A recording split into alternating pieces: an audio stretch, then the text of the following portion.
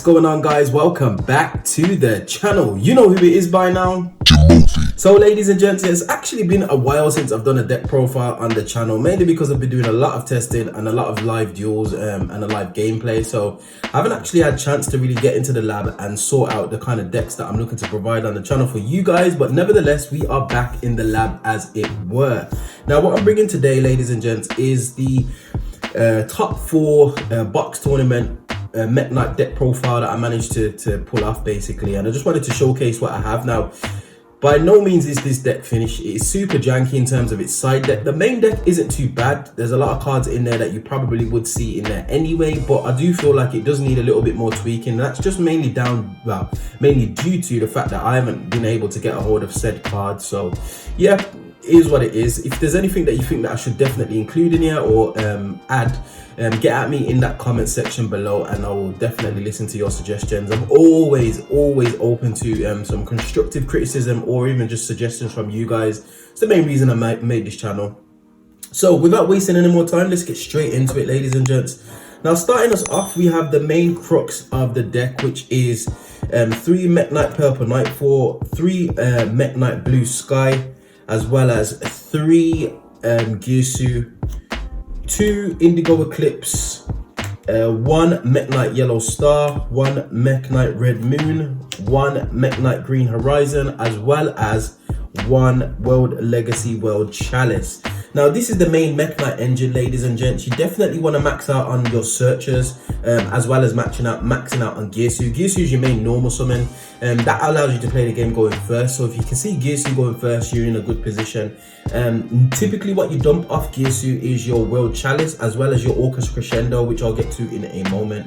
But typically you do want to see your Purple Knight 4, you want to see your Blue Skies, and you want to see your Girsu. If you've got any combination of those, then you can get into the rest of your engine, which would be your Mekk Knight Indigo Eclipse, as well as your Mekk Knight Yellow Star, because those are the ones that typically do a lot more of the heavy lifting. You are always going to see some form of back row at the moment, ladies and gents, whether it's Sword Soul Blackout, Infinite Impermanence, Forbidden Chalice, that set, Solemn Strike, a whole host of cards, ladies and gents. Back row is prevalent, so just being able to just either force out a back row or bait out a back row is definitely something that is viable and definitely needed. And that's why I've included Mekk Knight Green Horizon, because he actually provides some recursion. Now, I've seen some lists that don't actually play him and say, oh, you don't need him, whatever, but seeing as I'm playing more of a pure build and I want to be able to grind, Green Horizon allows you to do that just by simply being able to add back Mekk Knight cards from your graveyard back to your hand, which I think is just super invaluable, especially with how powerful the monsters are. You've got searchers that search other searchers, which is just absolutely crazy. Red Moon is basically a bit of monster removal, and World Chalice, I really like this interaction that it has with World Key. So you can banish it to search Key, then you can activate Key, add this card back to your hand, and then you can pitch it for your Mekk Knight Link 2, can't remember the name off the top of my head for some reason, but yeah, you can pitch it again, so it's then in the graveyard again to search out another one of your World Legacy cards, which is, I just think it's crazy fantastic. But yeah, that's the main Mekk Knight engine, ladies and gents. Nothing too out of the ordinary. It's probably what you typically see on most Mekk Knight lists. You do want to see blue. You definitely need double Indigo Eclipse, because with your World Legacy Secrets, that is your main disruptor, and it's not a hard once per turn. So if you've got both of them on field, you can actually move all your Indigo Eclipses to be able to just negate your opponent's monster effects. So yeah. Okay, moving on to the non-engine monsters. I do not play hand traps in this list, ladies and gents. This is a going second list, so I'll just let my opponent basically do what they want and then proceed to try and break the board. So these are my pseudo going second cards. Alpha the Master of Beast is highly underrated, especially in this format and especially with the Kaiju package. Now, obviously, I do have Godala, but I didn't know where my Godala was. And fortunately, I didn't come up against much Bird Up. I did play against Tri Brigade, but it was pure Tri, so it wasn't too bad. But I would recommend that you can change these two for 2 Godala and just have the 1 Gamma Seal, basically. But this is just a crazy engine. Being able to just tribute over one of your opponent's monsters, summon Alpha the Master of Beasts, bounce your Kaiju, and then tribute over another monster just removes two monsters from the field without actually burning a normal summon. You can also just summon Alpha Master of Beasts and just crash into a monster, which is just fantastic, like a green you can trade with. providing it hasn't done any negation. It's just absolutely crazy. Kaijus are just a great removal. You know how Kaijus work, ladies and gents, just unlimited removal. It's crazy. So yeah, typically what I used to do is, if I was running into any back row, Alpha Master of Beast would probably be my card that I would side out, mainly because it's not impactful against those back row strategies, because they only typically have like one impactful monster on field, maybe two. I'm looking at you, Owlich. But yeah, so you can see an easy side out, and I normally sided him out and then put evenly matched in. So yeah, definitely very, very underrated, useful card. Next, we are on to the spells and the in-archetype spells, ladies and gents. We run 3 World Legacy Memory, aka E-Telly for Mekk Knight. Special summon 1 from the deck, and then it bounces back to your hand in the end phase. You special summons it in defense position, but you still get their effects off. So you can actually special summon Gearsu, dump with Gearsu, and then add Gearsu back to your hand in end phase. And I was doing that a lot, to be honest, especially special summoning Gearsu on my opponent's turn during their end phase to be able to have him for my turn to be able to combo off, basically, which was really, really good. And it allows me to just kind of shuffle my deck and just have a quick skim from my deck to see the location of my cards, ladies and gents. And that is something that I'm probably going to bring into you into another video, just something called Yu-Gi-Oh! Reads and just things that I've picked up along the way. So next we have 1 World Legacy Key, 1 World Legacy Succession. You set the Succession off Lib. And I've already told you about the interaction with Key. You can actually banish your World Chalice to search this, activate it, add your World Chalice back, and then have it as a discard fodder for your Mekk Knight Link 2, which is crazy. World Legacy Succession is basically a monster reborn. If you've got a Link 2 on field and you've got a Link 2 engraved, this just basically means you go straight into Access Code Talker. So going second is very, very easy to OTK if you want to go that route. It is a control deck by every stretch of the imagination, so you don't need to OTK. You can literally break your opponent's board, control them, dwindle them out of resources, and then just like basically win by just poking down their life points. And your Mekk Knight monsters are fairly big anyway, so you don't necessarily need to go into the extra deck to be able to do lots of damage. So that is that. And the next honorary card, oh wow, Pinpoint Landing. Now this is a very interesting card. I think this is probably one of the decks that can utilize this card the most. So basically, if you special summon a monster from your hand, you draw a card. That is it. That's the only effect it has. If you don't use this effect and you've activated it, then you basically send this card to the graveyard. But it sets up columns, it gives you a free draw, it allows you to chain block your Mekk Knight Blue, as well as just being able to just be a continual resource. Now, if your opponent decides not to get rid of it, every time you take your turn, you're going to draw an extra card, so you're going to dig that deeper into your deck. And with the number of board breaking cards that we've got in the deck, you definitely like to see it.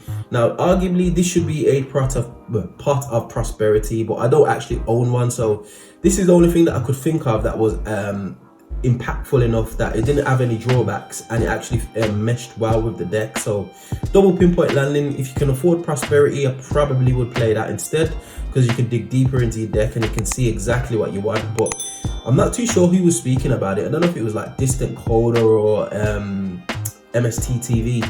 They were saying that prosperity is good, but in high level competitions, your opponent can see exactly what you're excavating and be able to basically have an idea of where you're going with your play. So just having a free draw without your opponent having any knowledge of your deck is also quite useful. So there is a little bit of debate, but you guys can decide whether or not you'd want to run that. Next, onto the power spell board breakers is basically what won me games. Triple Dark Ruler no more, goes without saying, ladies and gents. Just negate the field and then proceed to break the board.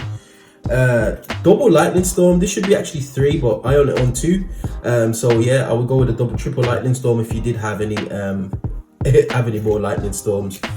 Super flexible, it's crazy. That combined, this card combined with Red Reboot is just it's absolutely filthy. It's filthy. One Raigeki, super underrated this format, ladies and gents. I think Raigeki is a very, very good card. Also the 1 Harpy's Feather Duster. Again, if I don't see my Lightning Storms, these are basically like a replacement for Lightning Storms. They both serve the same purpose as Lightning Storm, but just in a little bit of a different way. And it's just basically bumping up my board breakers. At the very least, it will just basically bait and negate. So. And then finally we have the triple tactics talents. Yes, The hand rip is probably the thing that I always go for, ladies and gents. Provided I've got extenders, I just want to basically rip the cards out of their hand and be able to proceed with my plays with hand knowledge. Triple Tactics Talents just basically does that, and it's a fantastic card. It's not always live, so you do need to be aware of that. Sometimes it can be a dead card in your hand, especially if you're going against back row. But again, if you are, it's an easy side out, very easy side out. And then finally, we played the one Call by the Grave just to try and stop hand traps. It did come up a couple of times, but it's a bit of a sacky one up, but it is what it is. Next, onto the traps. This is the main trap that just basically controls your opponent, World Legacy Secrets. Now, you can actually combine this with Artifact Scythe, which is something that I didn't do, mainly because I couldn't find my Scythe before the tournament. But it special summons a Mekk Knight monster or a level 5 or higher monster from your graveyard back onto your field, and then it negates any monster's activated effect that activates in the same column as a Mekk Knight card. So definitely want to max out on this. This stayed in my deck. I never ever took any of these out just because it's so powerful. The Monster Reborn effect is really good, especially if you bring it back purple, because if you do bring it back and this gets destroyed, this actually destroys the monster. But once purple leaves the field, it's no longer attached to this card's effect, so it becomes its own effect. So then purple can hit the field again after it's done its search, and it's no longer restricted to the World Legacy Secrets, which I think is just fantastic. And then we've got one World Legacy Whispers, one Orcus Crescendo, and one Waking the Dragon. Crescendo is just to send off Girsu. You can also set it off Galatea in some very, very niche situations, because Girsu is actually a machine monster. But you can actually banish this from the graveyard and search Girsu, so it's just a bit of consistency and being able to dump it off Girsu. Sometimes it's live, especially if you go into Galatea and then you go into Ding Girsu. You've got an Orcus Crescendo that you could potentially use, but just literally just dump it to the graveyard and then search Girsu on my following turn should my board get broken. World Legacy Whispers just negate spells, and then Waking the Dragon just for that cheesy, easy bait, because once they see you playing Mekk Knights, they're going after your back row, ladies and gents. It's not even long. It's not even long. Right, onto the Link monsters. We've got one Link Karibo for the Girsu token. Say no more about that. We've got double Lib. This should be 3 Lib. I don't know where my other Libs are, but definitely a 3 of, in my opinion. I'm probably just going to buy another one and put it in here. But Lib is just, it's crazy. Non-targeting shuffle, sets your succession from deck. Oh, it's just beautiful. So definitely max out on the Libs if you can. This is what I was on. A Mekk Knight Morningstar. I don't know why I had a mind blank, but Morningstar, this is the card. This is the highest link that I generally went into. There's a couple of times I went into Mekk Knight Supreme when I just wanted to get some damage on board, but typically I just ended on Morningstar and Indigo Eclipse and just moved them around basically, just so my opponent couldn't beat over my monsters, and I just didn't take any battle damage, which I think was crazy. So triple Mekk Knight Morningstar, you like to see that. You like to see it. We got one Galatea, like I said. This is a Girsu is basically a 1-card Galatea, because you can go into Link Karibo after tokens that it produces, and then link the Link Karibo and the Girsu into Galatea. So she's nice, which allows you to then go into Ding Girsu. One Nightmare Unicorn. I did not summon it once, but it's there nonetheless. Like I said, Imperial Orders are a bit of a card.